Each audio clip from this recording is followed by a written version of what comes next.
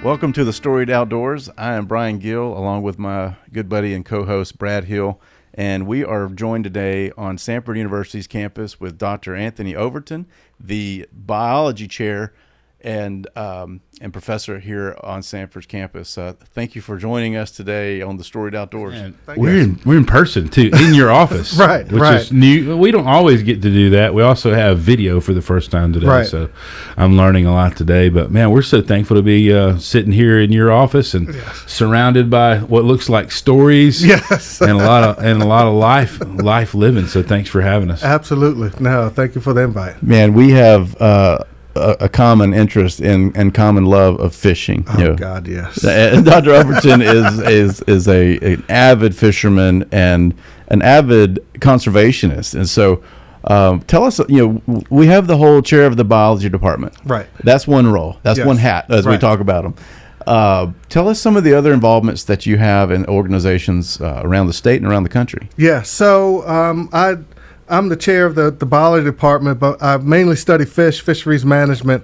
But I've been involved, and fisheries management is managing people to conserve the fish, or the resource, I should say. So I've been involved in conservation from kind of like a young age. I can remember my dad got me into fishing. Like, we used to hunt, fish, and play golf. That's the way we spent a lot of our time together. So we spent a lot of time on the water, and I had friends that like to fish. So I grew up in Washington, D.C. on Chesapeake, so we fished quite a bit there. But I can remember, just being out in the woods with him, and he'd see a piece of trash. He was like, "Hey, pick it up." I'm like, "Why am I picking up other people's trash?" He was like, "When you come somewhere, you leave it better than what you did." So it was always about this. And then we had some timber that needed to be cut, and the guys wanted to come clear cut it. My dad's like, "No, we're not clear cutting. We're doing a selective cut." So we'd walk through the woods and mark the trees that weren't cut. Like, he was really into that, and I was into it too, because I was like, anything I can do to save, to conserve, it's fun. I mean, it kind of becomes natural. So I've kind of been in it a while, but some of the roles that I play right now, I'm the current president of American Fisheries Society Southern Division. So this is a society of professionals from universities or public entities that work in fisheries, whether it's fish biology or conservation, all the way from Delaware all the way to Texas and Oklahoma. And so it's a professional organization, so I make sure that there's continuity among the way we do things. We collaborate. We have different journals that we publish, and so it's keeping all of that together. We have a couple of meetings that we work with. But I've been involved with the American Fisheries Society since graduate school. That was 1995, and I played various roles. I've served as president of some chapters. I've served as society. It's just been really, really good for me. So this is my last year as president, so I have a couple other duties after that. So that's one of my main roles. Wow. Another role recent, which I'm kind of really excited about, is I represent Alabama on the Gulf of Mexico Fisheries Management Council. That's new. Is that new? That's new, yes. So that was a governor appointed, and then Secretary of Commerce also approved that appointment. Cool. So we work with the Gulf states, Florida, Mississippi, Alabama, Louisiana, and Texas, and managing all of the fisheries resources in the Gulf of Mexico. So anywhere from conserving, making management areas, management protected areas, to setting catch limits for fish, to dealing with seafood dealers, shrimp. I mean, it's a lot going on there. And this is my first year of 3. So I'm really excited. I've learning a lot, because this management process is pretty intense. What kind of research goes into that, as far as to see, okay, here are the number of fish, here's how many we can put a limit on it, and I know that there's a science behind that. Yes, there is a science, and there's a bunch of scientists working behind that. So NOAA is involved. The National Marine Fisheries Service is involved, and then all of the state's natural fisheries management resource agents are involved in that entire process in terms of providing the data for us, and then the data being presented for us to make decisions on catch limits, seasons, quotas. All of those are set by the council, so we make a big impact on the resources. And I think one of our success stories has been bringing back the red snapper. Took quite a few years, but that was through collaboration, working with all of those who had an interest in the fisheries to bring that population back. Man, I remember years ago, red snapper didn't have the limits that it has now. No, it doesn't. And what is it now? 2? It's 2, and I think the season opens only a few days throughout the week, so it gets. We try not to create what's called a derby fishery where people just come in and they're fishing regardless of the weather, because we get out there and it's the only day to fish, they're going to fight the weather. So that's just one of the ways we manage fisheries. We manage what days of the week you can catch them, how many you can catch, and even some places of where you can fish. Wow. Yes, that's such good work, because I love that. I love my 2 that I can catch. Yeah. I do too. But then we also think about some of the other opportunities beyond the snapper. I mean, the snapper is kind of this nostalgic species in the Gulf, but there's plenty of grouper. We're working on some of the kingfish, bringing those back. Oh, nice. And things like that. So it's pretty interesting. Yeah, for sure. Yes. Wow. I think it's cool too how if you use the Outdoor Alabama app, yes, and whenever you're reporting all of your catches, all of that is helpful to that same work. So when you report what you catch or what anything that you harvest, right? That's so. I mean, I don't think a lot of people understand how helpful and beneficial that information is in making those decisions that ultimately come back and affect their ability to harvest those animals, right? Right. So, and we depend on those type data. I mean, some are obligated to give the data, like many commercial sectors. Some of the recreational are obligated, but some people have a fear that if I report my fish, they're going to reduce the catch because I caught so many. But I mean, we can't count all the fish in the sea. And I joke with a buddy of mine when I say I'm a fish doctor. He's a medical doctor. I was like, yeah, but your patients can talk and you can count them all. Mine can't. So the just trying to count the fish is difficult. I've seen some really cool technology where they can send video cameras down, and the video cameras can identify and measure the fish. So we're going to see some real advancements in terms of counting how many fish are there. Because right now we work with some rough. I won't call them rough. Well, they're rough, relatively speaking. There's the best science we have. But, just getting a count on what people are catching seems so simple, but it's difficult in the fisheries world. And hunting is real easy because we're kind of tuned to do that. You make a harvest, you got to go on the app, and so they have some pretty good numbers. But fishing, we don't have the numbers that we would like, and that's one of the things we've been working on as a council to try to improve getting those data. And the Gulf is just such a vast body of water. I mean, to be able to, it's not like a pond. You can shock a pond, count some fish, but you can't shock the Gulf.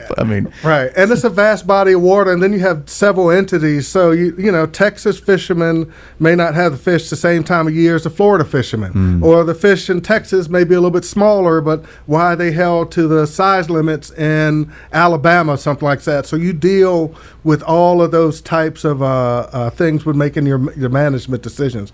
It is complicated. Sometimes it takes a little longer than I like, but the process is the process. Yes.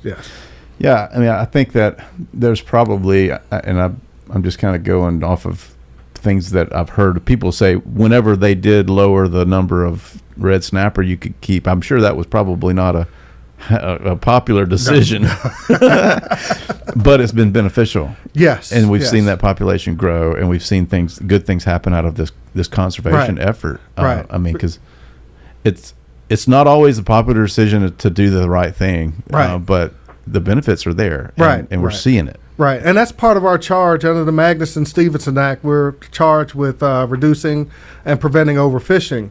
But this is one of the few industries when you make a management decision, it could potentially impact somebody's checkbook. So if we if we reduce the catch on grouper, the grouper fishermen aren't going to make as much money, and it's not like they can just, pivot and go catch something else because your boat's set up for fishing. It's different than that. With respect to farming, if the crop doesn't turn out okay, the farm bill will give you some money to offset your losses. But for fishing, that's not the case. So that's why we have to bring in the human aspect and the economic aspect with respect to our decisions, because people have a lot of vested capital into the fishery and been doing this for a very long time. So I approach it that I want everybody to be able to take part in the fishery, because there are fish. God put them here for us, and I want everybody to go out there and have a good time. And likewise, I want to go have a good time when I go fishing. Yeah. So I think about that all the time. I try to put myself in their shoes when I'm making those decisions, although sometimes they're not the most popular ones. But I'm convicted. That's just the way I'd want to be treated. I think that's so wise to bring in multiple aspects. It's not just the economic. It's not just the fishermen. It's the consumers, and everybody. It's good to know that somebody like you is kind of behind the scenes, kind of helping to guide these conversations. Yes. Thanks for all you're doing. No problem. Another organization that I'm not as active in as I was, but I'm still on the board of the Cahaba River Society. So our charge is conserving the Cahaba River, and that organization has been wonderful to work with. They have a great educational outreach program, and I've been working with that, where they take kids out on a canoe and river walk. And just bringing awareness to what they call the people shed. So everybody who's in Birmingham, no matter where you come from, what you look like, your economic status, that everything you do affects the Cahaba River, and that's been their charge in educating the people shed, not just the watershed. Man. Yes, so that's been an incredible group. We partnered. I've enjoyed my time with that group for sure. The Cahaba, I think, is one of the hidden jewels of Alabama. Yes. It is absolutely gorgeous. It is. From top to bottom, you've got the lilies. Yes. You've got some of the high banks. Yes. It looks like you're in a canyon. And the fish are just incredible. Yes. It's such a great fishery. What is one of the biggest dangers to the health of the Cahaba?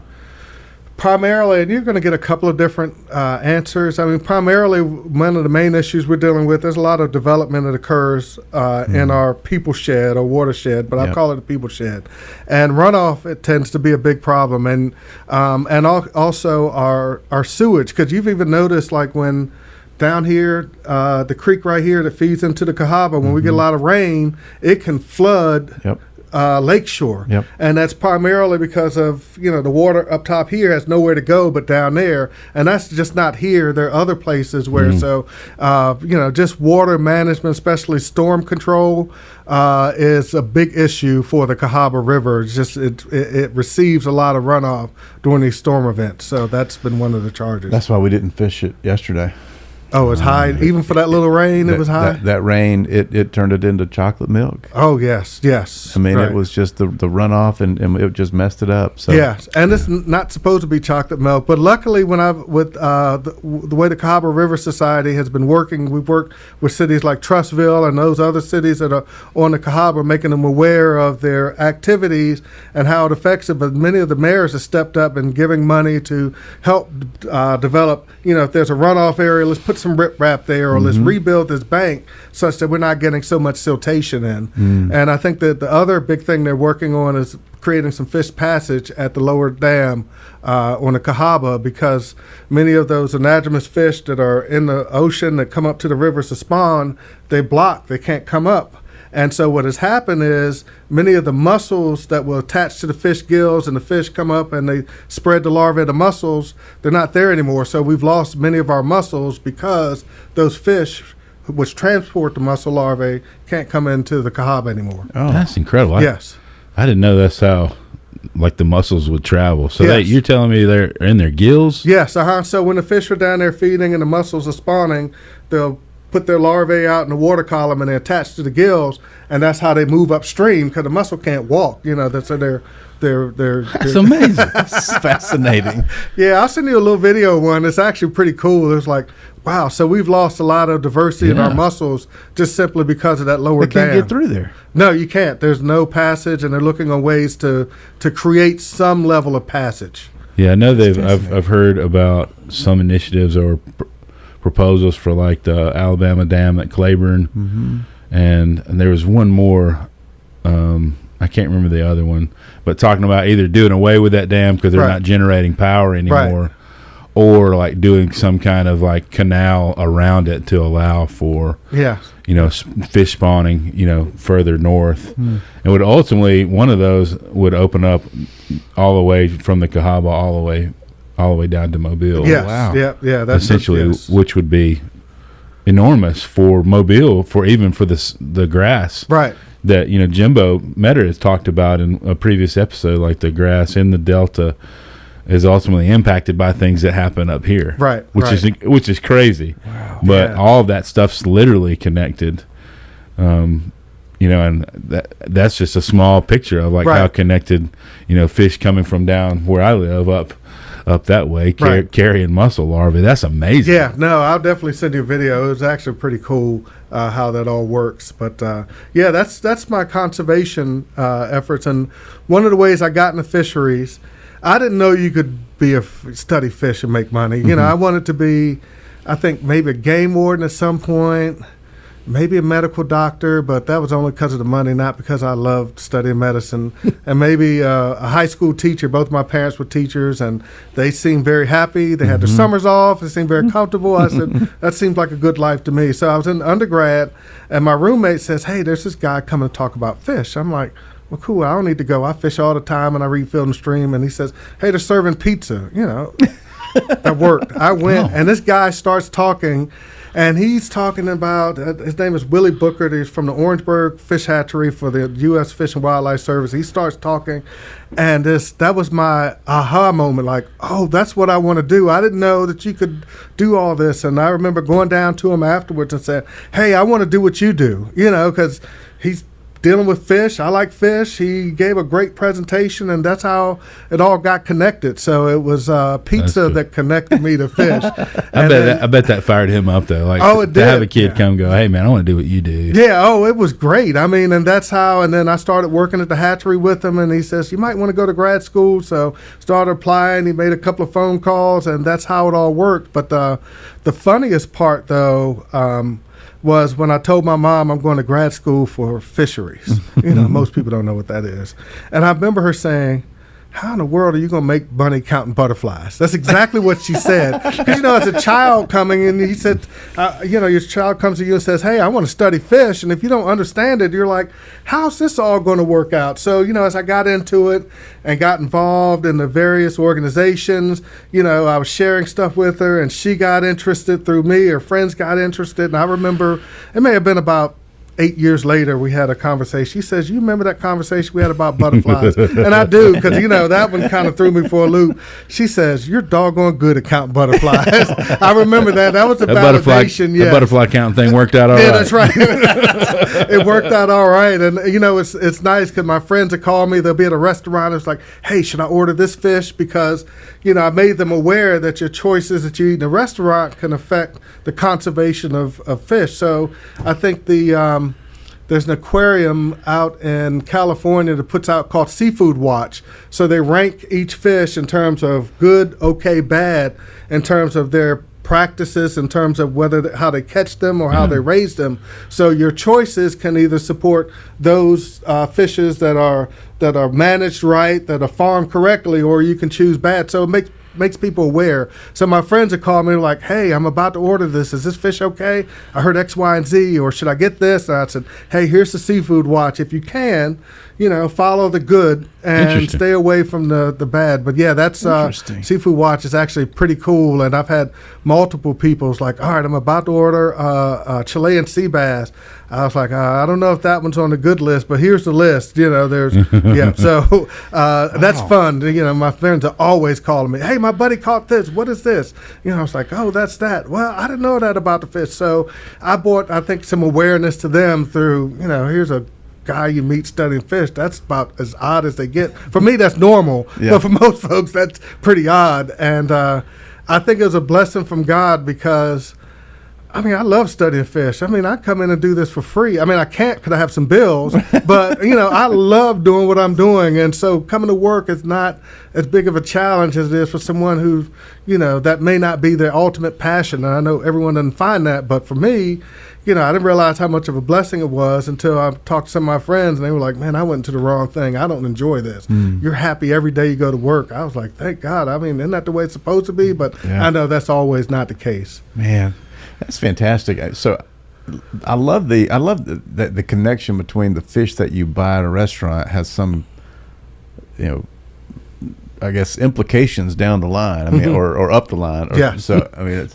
it's that makes me think of some of the things like where you buy your clothes. Are they ethically making clothes, or are they using child labor and these types of things? Right. It's like it's not the same, but it's very similar. Like, how does it get to the plate? How does it get to the consumer? Yes, it's important. Right, and it's interesting you mentioned that. And this effort started a while back. I don't know. I don't think most people can tuna fish, but, when I was growing up, canned tuna fish was pretty good because you couldn't just go get tuna. And if you notice on many of the cans, it'll say dolphin safe. That was one of the first pushes to make consumers aware of the choices they make, how it can affect the dolphins or the environment. So that means that in their practice of netting tuna, if they get dolphin, they'll let the dolphin out. Typically, before that, they would just kill the dolphin and a tuna together. But by different companies marketing as dolphin safe, people started buying dolphin safe tuna. So that brings awareness into terms of the consumer, its connection to the resource, and you can make efforts to, put your little thumbprint on conserving the environment. So, or the resource. I think that one of the biggest questions that people get is, they feel like it's overwhelming. There's too much. I can't make an impact. Right. But you said it earlier. You're walking through the woods with your dad and picking up trash, or you're through a park or something like that. What are some things that people can do to kind of make an impact, even though the task itself is overwhelming? Right. What are some small things or some big things that people can do? Yeah. So, and I agree because, like my household knows we recycle. Daddy is the recycle czar, and that's just how we do it.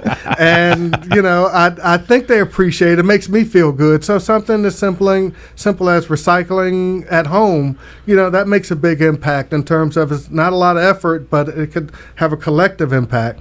We all drink water bottles. I'm guilty for running into the store when I'm thirsty, but I try to keep my cooler with me, or my thermos cup, so I can fill it up with water in the morning with ice, so I'm not using many water bottles. But there's multiple things that you can do in terms of reusing some of your plastics or foils at home. Every little thing counts.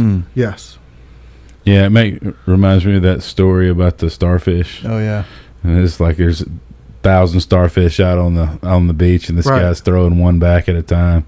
And the guy asked him, he was like, man, what difference do you hope it'll make? He's like, mattered to this one. Yeah. Mattered to that one. Yeah. And, I think there's a human nature when you're doing something that's right, there's a good feeling, or something, that just needs to be done. You do it. Like recycling just feels right to me. That's just what I do. And working with the different conservation groups, that's just, that just feels right. And then when there's a project that comes out and, you finish with the project, it's that feeling that you had like, wow, I made a difference. God created this, and, I'm making a difference. It may not be able to be measured in dollar amount or something, but it can be measured in the way I feel. Yes.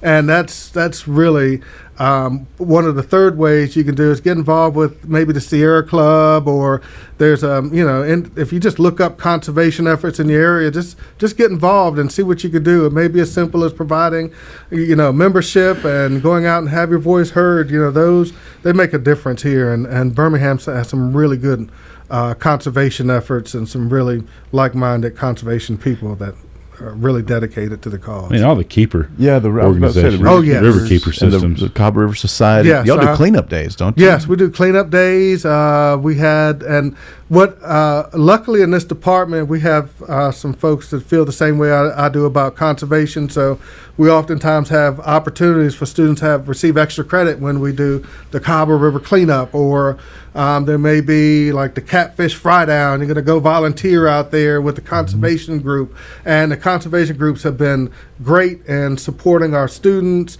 providing opportunities, internships for them, or volunteer opportunities.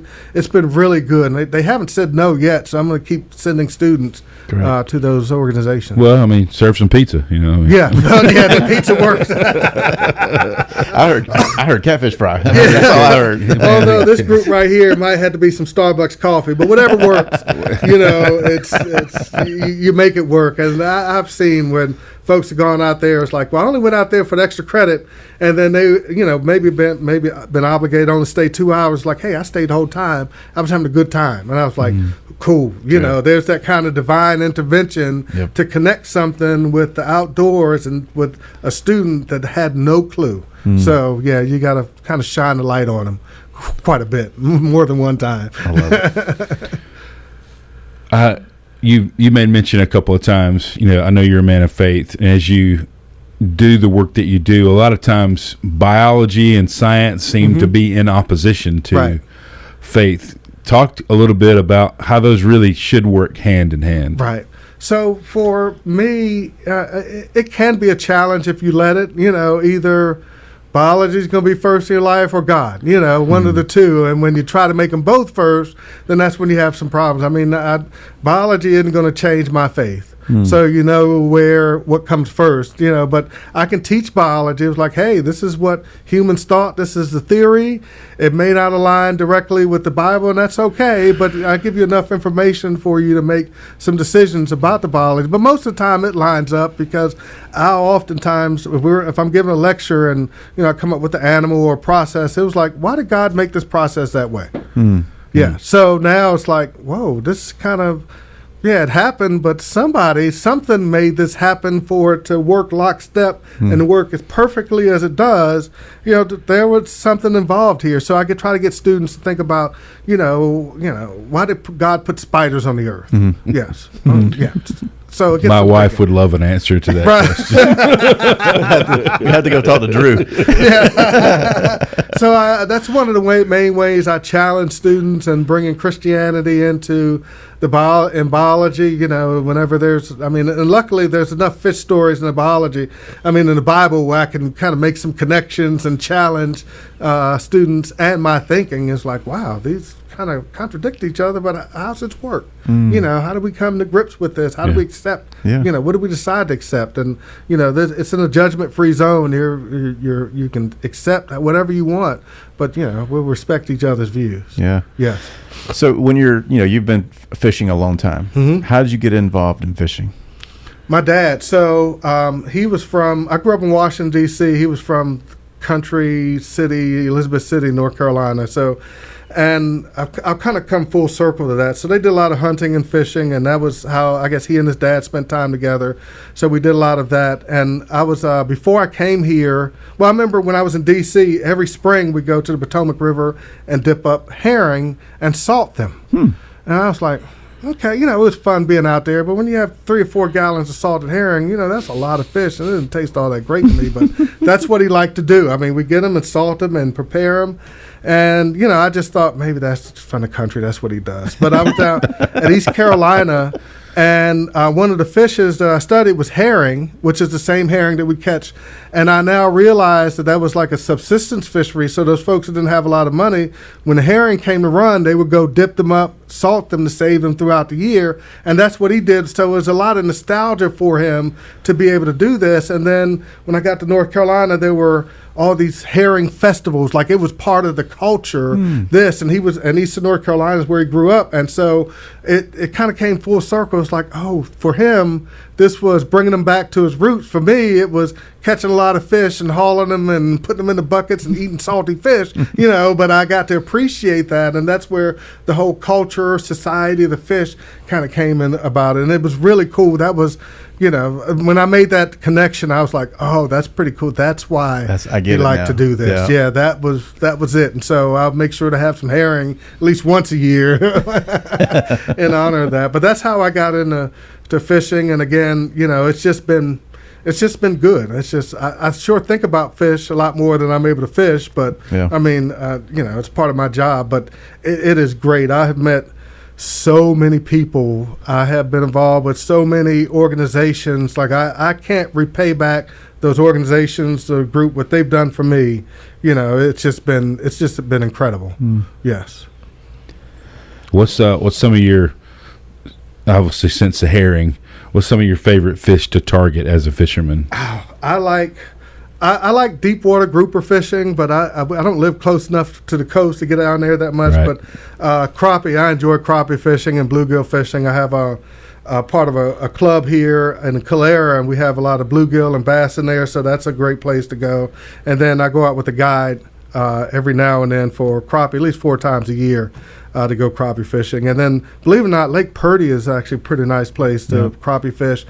The way I've merged my crappie fishing to my research, we have kind of this long-standing research project out there where we go rent a boat, catch the crappie, we bring some of them back, and we tag them. I don't know if you look on that poster there. There's one of the crappie that we tagged. I take the students out there, so they go learn how to manage, they learn about the biology of the crappie, how to manage it, and so I get out there quite a bit.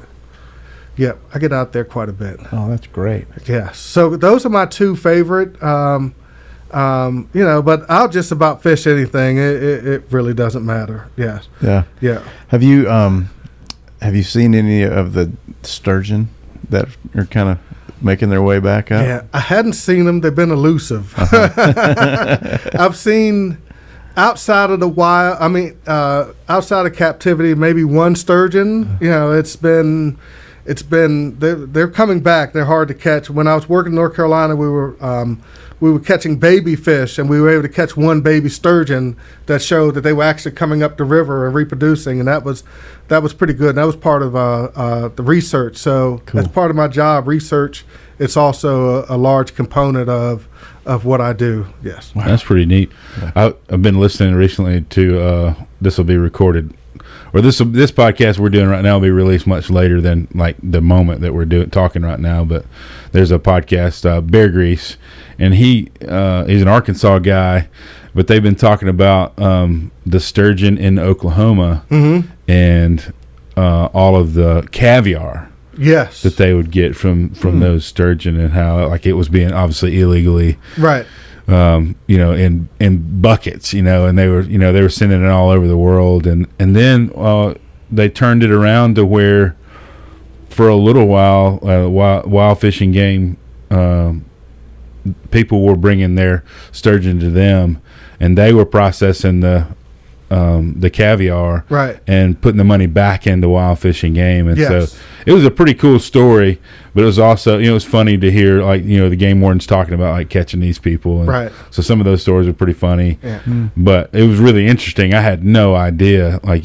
sturgeon caviar was, so sought after. And as Russia, that's something that they love. They love there. And so this stuff was going all over the world. And my goodness. Yeah. And believe it or not, the whole idea of fisheries management is still relatively new. If you go back before 1972, you rarely see any fishing regulations. You could go catch all the fish you wanted, which was fine for the people that are there. But then as our technology increased in terms of radar, sonar, the efficiency of our boats, and the number of people in the fishery, that's when all of a sudden rules had to be made. But before then, there were very few rules.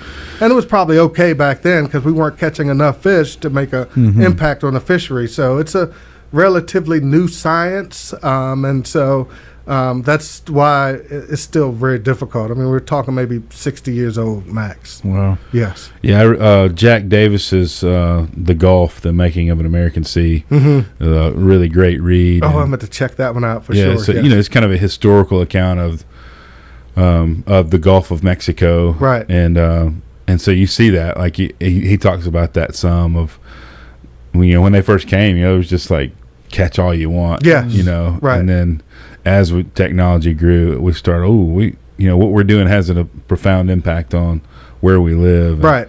There's a whole section on oil drilling and paper mills, all the paper mills, and right.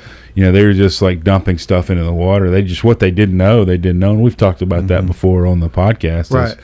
Like it wasn't like they were doing it maliciously. They just didn't realize what they were doing was going to have that kind of an effect. Yeah, there used to be a saying, dilution is the solution to pollution. So that was the thinking back then, because we didn't really understand what pollution did on a large scale. So I think people are now aware. I mean, there's so much awareness with the the various types of, and I'll call them green movements. I mean, they're just ways that you can reduce your footprint on the world. Yes, yeah. I did think coming out of that book though, I was like, man, where we live is so resilient. Yeah, it is. Yes, it is incredibly resilient, because it doesn't. After seeing all of that, I was like, man, it shouldn't be here. We did some terrible things as a humanity. Yes. But if you put it on a larger scale, someone made sure it was designed to be resilient, because they knew what we were going to do. So correct. Yes, but we can't rely on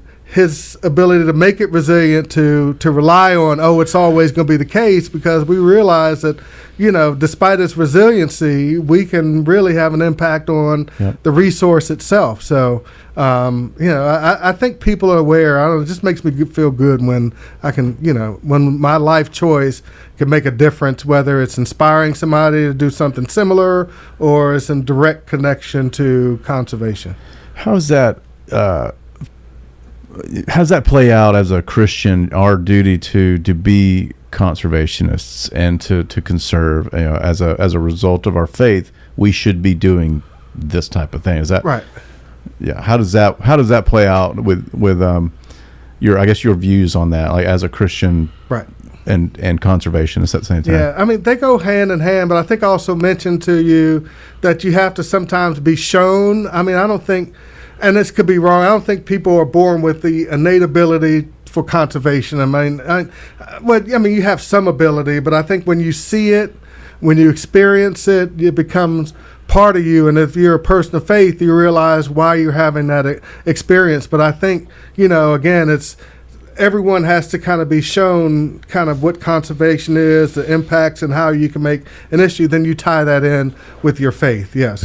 Yeah. So it's, it's hard to teach a kid or even a teenager to pick up trash. They have to have a trash experience where it's like, someone up the street didn't pick up their trash, it blew all in my yard, and then now, so it's the whole idea of, God would want this, and how your actions could potentially affect somebody else. So I think there's a lot of experiential learning through faith to become a conservationalist, but there's many different opportunities for people to do that. But you definitely have to be involved or experience it or see it or feel it or smell it or taste it or something that brings awareness to like, okay, never even thought about it. And that's kind of what you're doing with the classroom. Yes, with the classroom, exactly. It was like, hey, let's just give this a try, or did you know this? Just kind of like interesting facts. And I don't, my goal isn't to turn everybody into a conservationist, but I want to be able, for those folks that didn't know they had it in them, when I show them, it's like, the light bulb goes off, here we go. And it's like, hey, if you reach one, then your job is to teach one. That's all I ask. So yeah, I love that. Yeah, no, it's pretty cool. I absolutely enjoy it. There's no doubt about it. Yeah, as Christians, I mean, we've talked about this before. It's like we should be chief among those that are caring for creation. Right. I mean, it's mandated. Like, it's Adam, take care of Eden. Take care of the earth. That's part of subdue and steward. What's been given us. It's like it's not. And I find it interesting is like left to its own, like it needs some management. Like land needs some management. There needs to be some control burns that help the undergrowth. I mean, it left to its own devices, it would, because we live in a broken and fallen world, it's left to its own habitats and it's going to do whatever it wants to, it's not going to be healthy. Right.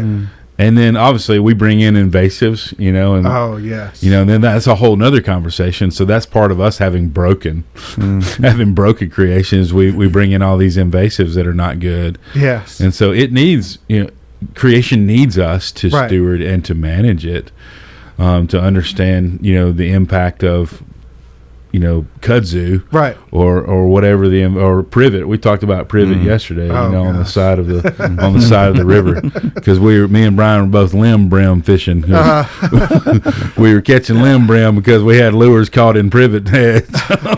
Apparently, that privet. This side note, this little story. I think it was introduced by a golf course here. They wanted to bring it in to create a privacy, and the birds just spread the seed. And I would say it was here. This is what I heard. I hadn't gone on the internet, but it sounded good to me. And it just kind of spread from there. But it was introduced here in Alabama. Boy, that stuff that stuff is everywhere. But you do mention something about is throughout the Bible about our role to conserve. But then there's that human nature aspect, because just because it's in the Bible doesn't mean that people are going to do it. There has to have some life experience, whether your parents introduce it to you or you see it or you have an aunt and uncle, for you to kind of tie those things in together. I mean, that's kind of the role of the preacher, is to kind of make that connection, with the Bible, because it could be there, but that human nature, there has to be, you have these life experiences that, where you can relate back to the Bible. It's like, oh, wow. Okay.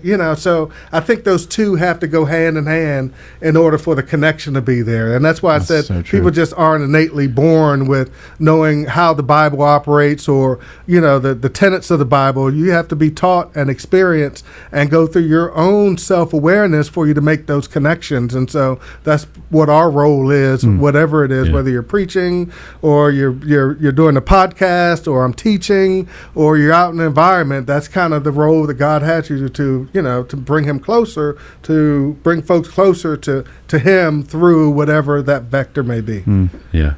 And for me, I think biology and creation is one of the chief and easiest routes too. I mean, was it Romans 1? We don't have an excuse, right? When you look around. I mean, you talk about larva hitching a ride on fish gills up so the muscle populations can grow.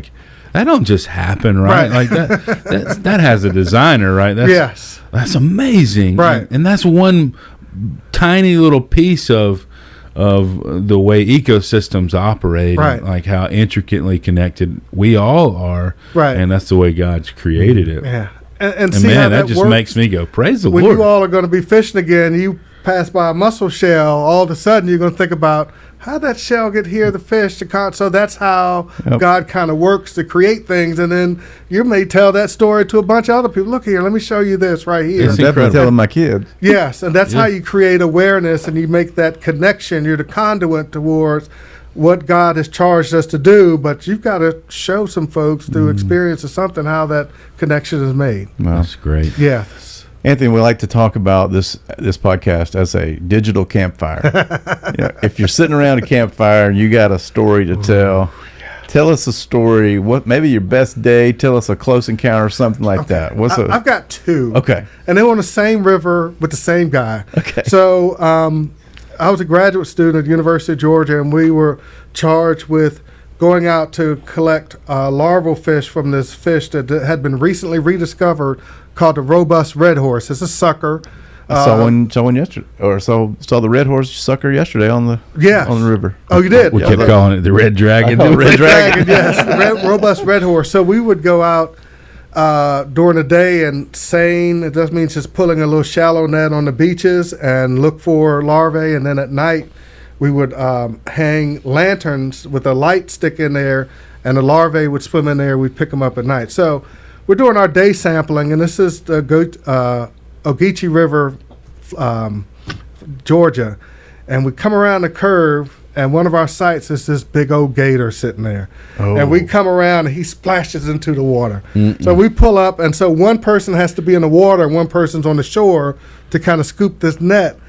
And I'm looking at him, and he's looking at me, and I'm looking at him, and I'm like, we just ain't gonna sample this site today because that was a big gator that went to the water, and it was like, wow. So I remember that. It was just, Ooh. I mean, I remember coming around the corner and that gator just looking at us, and we're looking at it, and just goes in, and and then so it wasn't the same night, but on the same research kind of cruise. We go out just before the sun goes down to put these light sticks out. And so I'm driving, the guy's on the bow of the boat, and I would nudge the boat up to a limb so he can grab it and tie the light trap up there. So the guy goes and grabs the limb, and he grabs a water moccasin at the same time. No. Scared him and that water moccasin to death. I mean, they both jumped. The snake went that way. He comes back this way. And so we had to devise a plan. Him, right? No, he didn't devise a plan. And granted, we'd done this many times. And so we bought another oar that we'd call the snake beaters. Every time we get up to somewhere, he's beating that thing, making sure the snake.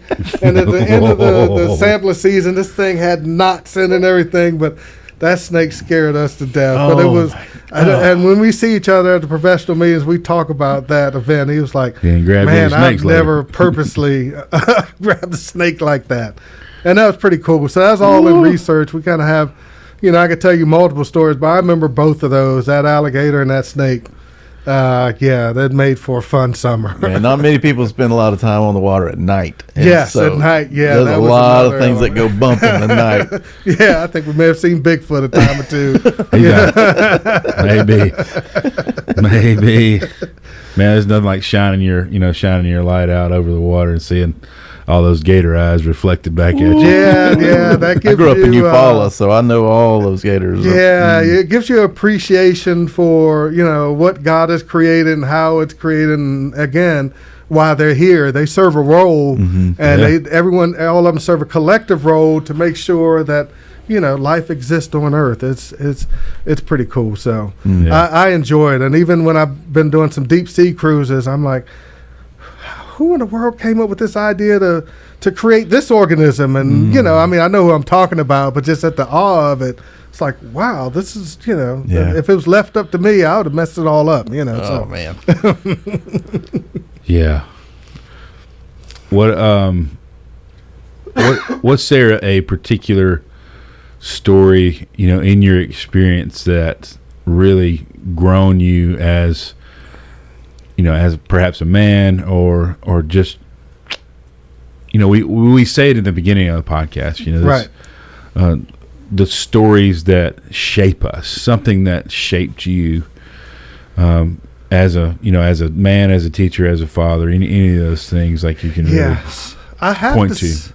It's a couple of things. Like being a dad, that can really shape you because it gives you an appreciation that I didn't have. Not to say I didn't appreciate my father. It gives me more appreciation for what he did, and then raising 3 boys. So that's been really good because you want to train your boys to give them, or your kids to give them, everything they need in life, even though you can't give it to them. You want to get them started. You want, for them to have some core solid beliefs that, pushes manhood forward or mankind forward, and then teaching them and then bringing some of the lessons I learned from my dad. And then again, I've had some aha moments about what my dad was trying to teach me as I'm trying to teach my kids. And there's a little bit of the resistance. It was like, hey, you should do this. But again, as I mentioned, that, humans, sometimes you have to experience some things, to go through some things to appreciate all of the things that you're given, those life lessons. So that's been some of the most rewarding, just like what my dad told me, and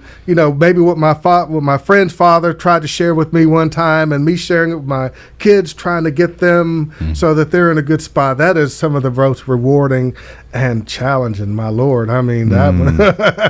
Kids, and you just, when they get out, you're like, hey, I did the best I can do, and Lord, they're in your hands, and I'll do whatever I can. But training kids to be fathers or daughters or husband and men, that's not an easy feat. And again, you're walking out on faith because you're hoping that everything you've done has set your kids up and whoever they come in encounter with to moving forward and pushing everything forward. That's been, for me, that's been incredible. Man, that's so good. That has been, being a father is just wow. And there's so many nuances and so many things I learned from a different angle. Yes.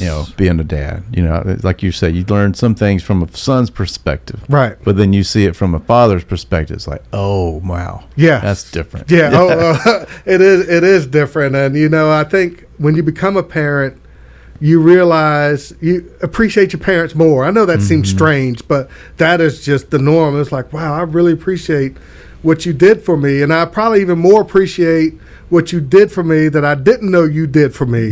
Those are the things that I'm really appreciative of, because there's probably, I don't even want to know. It's just like, hey, I thank you. That's yeah. I remember recently, I guess this past spring break, and we gone on this trip, and we came up to Fort Payne and had a cabin, and we, just a family trip. I don't call them family vacations because it's not really a vacation. It's a family trip. I like parenting in a different location. Parenting somewhere else because it's not restful, right? Really restful. And I was talking to Mom, and I said, I don't think I realized how much work you guys put into us having a vacation, right? Because it was a vacation for the kids, yes, right. But we're like packing stuff, loading stuff, driving, making sure stuff's clean, just all the things, making sure the sheets are washed off the place that we rented, doing all the things that you do, as a parent, and making sure that they're having a good time. Right. You need a vacation from your vacation, right? You're exhausted when you get back. I was like, man, I don't think I realized just how much, Mom and Dad did for us. Yes. When we went on some fun trip. We had a great time, but they were wore out. There's a quote that says, I forget who the original person said it, but it's, no man is in need of a vacation more than the one who just had one. I'm gonna have to remember that. Correct.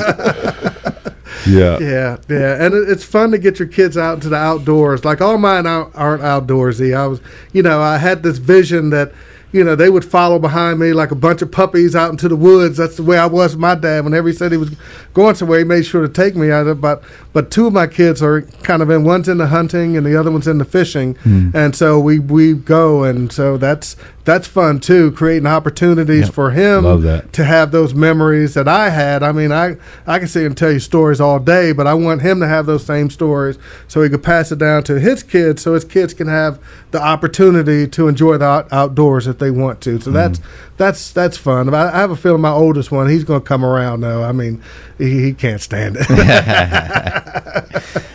Anthony, one of the questions we like to ask every one of our guests is, what's your next adventure? So is there anything on the horizon that you are just excited about that? Yeah, that's good. My next adventure, these are kind of small steps. So we have a goodly amount of students here who are interested in fisheries and fishing. So I think one of my short-term goals this coming academic year is to form a fishing club, and then also an American Fisheries Society subunit to kind of get folks who like to fish to collectively and teach them about conservation and this whole aspect of fisheries. You may want to go into the profession. That's one of my big things for coming up this fall. So I'm really excited about that. With respect to the department, we're growing as a department with respect to faculty and especially teaching and students. So sort of what's next. So we're trying to look at how do we prepare ourselves. We're going to see this coming down the road 2 years from now. Let's start the planning now. Let's be proactive as opposed to reactive in terms of trends in higher ed. Are we going to see a shift in this type of student, or students now more interested in X, Y, and Z? And to give you an idea, I have a friend that's a high school biology teacher, and I said, hey, I imagine most of your students want to be doctors and lawyers. She was like, yeah, maybe 10 years ago, but most of them want to be content creators. And I was like, I would have never thought of it. Again, just knowing what's coming down the road, how do you connect content creation with someone who wants to be a doctor or a lawyer? Do they set up their, kind of being real creative in the forefront of what these kids want? So we give them everything they need, but make sure they have everything they want too. So that whole experience of the college experience is here. It's not just cut and paste. It was like, hey, the whole world is at your hands, and we're supposed to show it to you. Wow. That's exciting. Content creators. Content creator. But you got people who are making millions doing that. And they're starting to teach that in the classroom. Matter of fact, there's a couple of contractors that come into the school system to help kids create their content, and push their brand per se. We kind of did the same thing with the resume. Now they can do it with the resume, a YouTube channel, everything like that. You can really kind of promote yourself and do it in a positive way that shines good light on you and your family. Wow, that's interesting. That is a brave new world. Yeah, it is. But it's that book, Who Moved My Cheese? Yeah. Your cheese better be moving, because if not, the world's going to leave you behind. There's no doubt. And you're doing that in the classroom too. You're doing some of this content creation in the classroom. Yes, I have. As a matter of fact, we're doing a podcast right now. One of my graduate programs, they have to do one podcast where they introduce themselves, then they have to do another podcast where they have to have a family member who's substantially older who likes to be outside and get their perspective they had growing up and compare it with the perspective now. So it kind of shows you how things have changed. Not to say that they were bad back then. That was just the thinking. Hey, I remember growing up when the mosquito truck came down the road, it was fun getting in behind that stuff and riding your bike. I mean, that's what everybody did. Wow. A little the DDT, but it's like now we've learned these things. But the mosquito truck would come and we would just ride right behind. That was the greatest thing in the world. The fog. Yeah. So, creating those things of awareness, and like I said, my theme is I got to get your hands dirty, or your ears have to hear something, or you've got to see something for you to have at least an opportunity to appreciate it, because I don't want to deny you the opportunity when I had the opportunity to share it with you. I mean, it's just, I don't want that to happen to anybody. Well, as a colleague, I'm so glad that you're here. I'm glad to be here, and I'm glad that you two said, "Hey, let's do this podcast." Yeah, this is. I don't know if you can tell on the smile on my face. This is what I like to do. I love this. This is me. Well, I hope that I can get my son in some of these Cahaba River Society things, and because he loves it. He wants to be a marine biologist and all that. So he's excited about this kind of thing. We'll get him connected. And then what happens with that connection, he starts to tell his friends, and then they get connected and they tell their parents. So it's just little small connections like that can create this large, effective web where, we can align in God's glory. Wow. That's the way it works. Can't get him down to the Sea Lab, man. I know. Yeah. Pretty cool. Yeah. Pretty cool. It's really beautiful down there too. It is, yeah. I think we've got 12 students down there this summer. Our students they can take summer classes down at the Sea Lab, and so each summer, so we try to send quite a few students down. Fantastic. Yes, and they love it. They're like, I'm going to go back next year. I'm like, yeah, sure. I got Brian out on my boat down there, just north of the island, on the north side of the island, and man, we saw all kind of birds he'd never seen before. Casting into the birds. Man. No. I was taking pictures of the birds. Oh, you're a birder. Okay. Yeah, I'm a birder. Saw the ibis or ibis. I'm not sure what it's called. Yeah. There's beautiful birds down there, and the kite. Kite. Yeah. Ton of different birds, and that's a very active place there. Oh, yeah. Yeah. A lot of life around the island, so it's a lot of fun. And I'm having fun actually getting to know it, from the boat perspective. Oh yes, that's a whole nother challenge. So just recently got a boat, and so man, just sometimes overwhelmed by the amount of water, and finding really finding fish, right? Before you try to catch fish, and it's really finding them. But it's so beautiful. Oh no, I love Dolphin Island. That's that whole section of the Gulf Coast with its white sand. I mean, I love it. I grew up on the East Coast with the brown sand. I like the white sand and the blue waters here. Yep. Yes, absolutely. Yeah. Well, this has been a great conversation. Good, great. And, I've enjoyed it. Super honored to come share some time with you in your office. And, I seriously, I hope, I love like what that, you said to that guy, man, I want to do what you do. Right. And, man, I hope this inspires people in that direction, that they will, like, one, look around and see how incredible creation is. Right, absolutely. And see, there are just thousands and thousands of little things like larvae riding, on the gills of fish that are pointing to there is a creator, there is a designer. Right. And that from now on, like those little things will help me to go, man, praise the Lord for his creativity Right. and his intentionality to build a world for us to be in awe of. Right. And one that we should be taking care of, Yes. and stewarding well. But ultimately, man, thanks for sharing your life stories with us too. Thank you very much. Because, man, we want to have them archived, and Right.